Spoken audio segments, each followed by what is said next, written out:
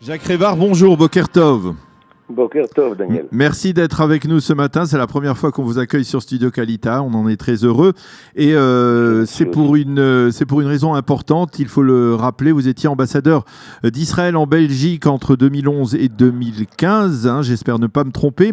Et pendant cette mission, c'est pendant votre mission d'ambassadeur que s'est déroulé à Bruxelles cet attentat contre le musée juif de Bruxelles. Cet attentat qui a coûté la vie à 4 personnes, dont 2 Israéliens, couple d'Israéliens. Je voulais qu'on en parle ce matin après le verdict et la sentence dans le procès de Mehdi Nemmouche, l'assassin, le terroriste responsable de cet attentat.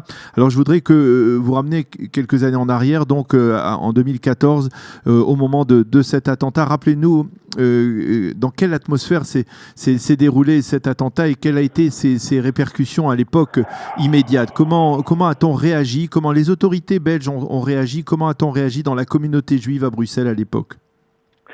Oui, merci Daniel de me donner l'occasion d'en dire quelques mots. Personnellement, je me trouvais ce samedi 24 mai en dehors de Bruxelles.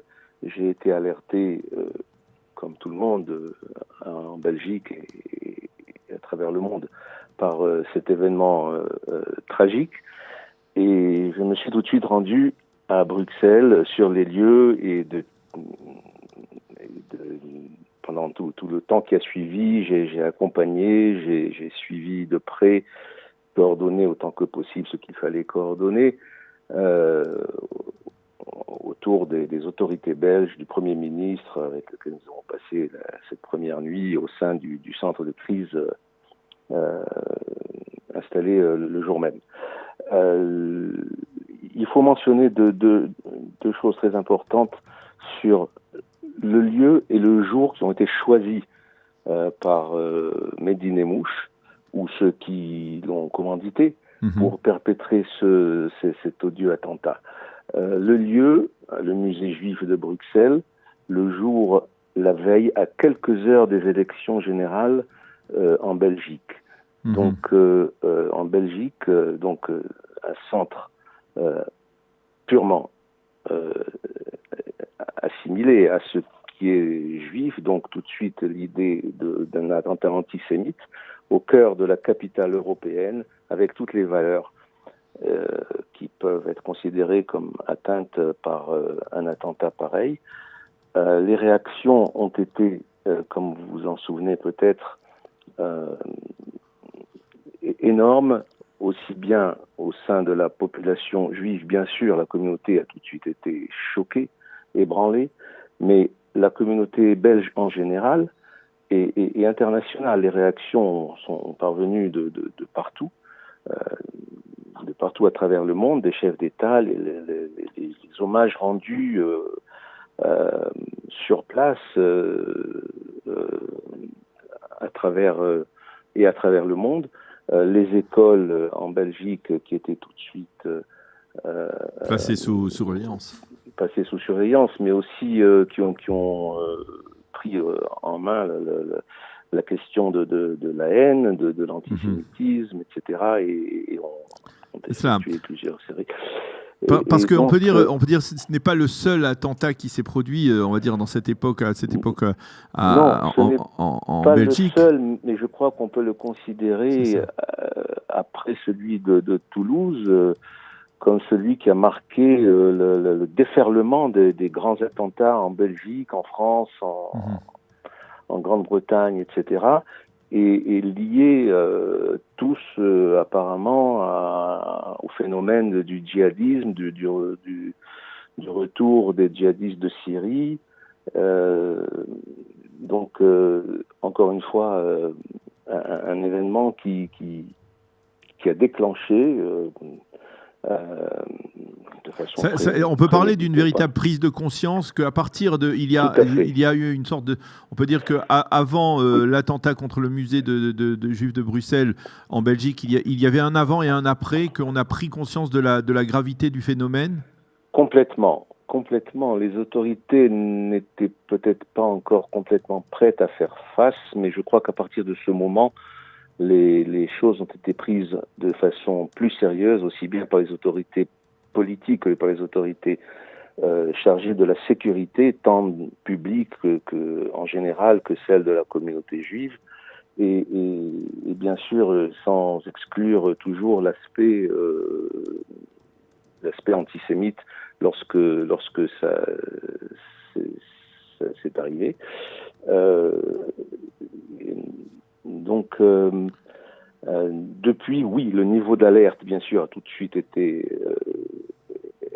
élevé, mais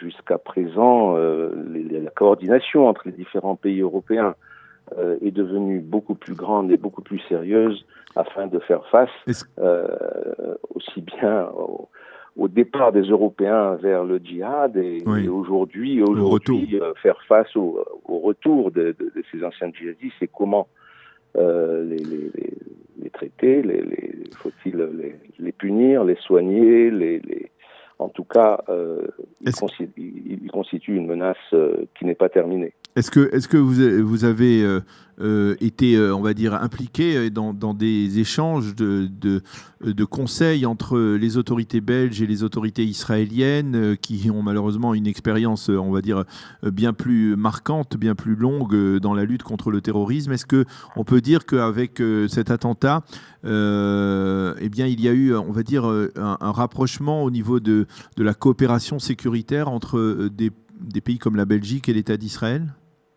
Sans aucun doute, mais sans rentrer dans les détails, cette coopération entre les services israéliens et européens n'est pas nouvelle. N'est pas nouvelle, et bien sûr que les responsables professionnels font leur travail de part et d'autre, et je pense que il y a sûrement un grand nombre d'attentats qui ont été déjoués grâce à cette coopération. On parle beaucoup de la France, de sa réaction face aux attentats. C'était plutôt durant l'année 2015. Mais est-ce qu'on peut dire que il y a eu, comment s'est traduit cette prise de conscience dont vous parliez de la part des autorités belges? Est-ce qu'on peut dire que quelque part, ces autorités sont conscientes d'un danger qui existe, par exemple, dans certains quartiers de Bruxelles où on parle même d'avoir instauré la charia, de ce qu'on appelle à Molenbeek ou dans d'autres quartiers, la problématique qui se pose dans ces régions, ou alors c'est trop tard, comme dirions-nous, c'est comme on dit en France, il s'agit des territoires perdus de la République qui ne seront pas récupérés. Personnellement, je pense qu'il n'est jamais trop tard pour bien faire. Donc, même si la prise de conscience pratique a pris du temps à venir. Il y a une véritable volonté aujourd'hui de la part des autorités belges, au moins, de lutter avec efficacité contre ces fléaux? Je ne crois pas qu'on puisse mettre cette volonté en question ou en douter. La question qui doit se poser ou qui s'est toujours posée avant et après cet attentat a toujours été sur les moyens disponibles et capables pour faire face à un problème qui prenait de l'ampleur, mais auquel il fallait traiter en respectant les droits de l'homme, en respectant la loi, en respectant tout ce qui limite l'action des services de sécurité. Et je crois que tout cela fait partie de cette prise de conscience et de l'amélioration des moyens mis à la disposition des services qui, eux, ont toujours été conscients de la menace, mais sans pouvoir toujours faire face de façon efficace et pratique. Donc je crois que l'aboutissement de ce procès est quand même la preuve que les autorités n'ont pas baissé des mains. Même si ça a pris 5 ans presque depuis l'événement, le résultat de ce procès, à travers tous les problèmes déjà du fait que Nemmouche lui-même avait tout de suite disparu de Belgique, mais il a été tout de suite arrêté. Son extradition a pris du temps de la France, mais elle a eu lieu quand même. Le procès n'a pas Il n'a pas il a pris du temps aussi. Il a pris du temps, mais parce qu'il fallait faire les choses bien et comme il faut, grâce à la justice belge, au parquet belge qui n'a pas abandonné, grâce au travail impressionnant de Maître Hirsch, qui a représenté la communauté juive, le comité de coordination des institutions juives de Belgique, le CCOJB, en insistant sur l'aspect antisémite de cet événement et son importance dans la nécessité de lutter contre tout ce qui est la haine de l'autre et l'antisémitisme avant tout. Donc les jurés ont suivi les recommandations du parquet, ont suivi la défense de Nemouche s'est effondrée il fallait que ça arrive. Et voilà, donc je crois que l'aboutissement de ce procès montre que les choses sont quand même... Que l'on prend au sérieux cette menace. On prend au sérieux et qu'on a conscience en Europe, pas seulement en Belgique, que le problème de l'antisémitisme est le problème d'abord des Européens eux-mêmes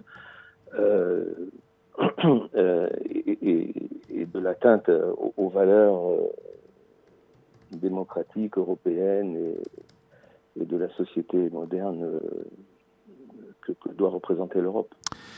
Eh bien, Jacques Rébart, merci beaucoup d'avoir été avec nous et d'avoir accepté de répondre à nos questions donc autour de cette sentence contre Mehdi Nemmouche, le responsable de l'attentat contre le musée juif de Bruxelles, qui a été condamné à la réclusion à perpétuité. Merci d'avoir été avec nous ce matin et bonne journée. Shalom. Merci Daniel, shalom et à bientôt. À bientôt.